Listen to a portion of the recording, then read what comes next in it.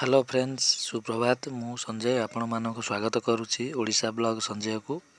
आज आसतु बुलीजा जगतसिंहपुर जिलार चित्रकूट आश्रम को आसतु।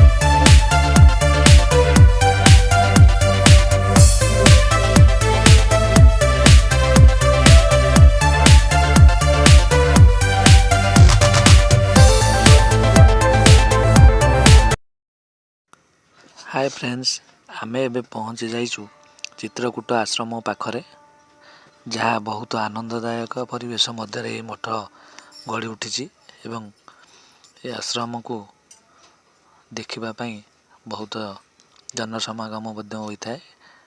केवल आज नुहे यही कोरोना परिस्थिति हेतु भक्त मान एठाक आसापी बारण करा जहाँफल कि मठर परिवेशटी सुनसान रही एवं परिवेश अत्यंत सुंदर व आनंददायक अटे। आसंतु भीतर बुली देखिबा।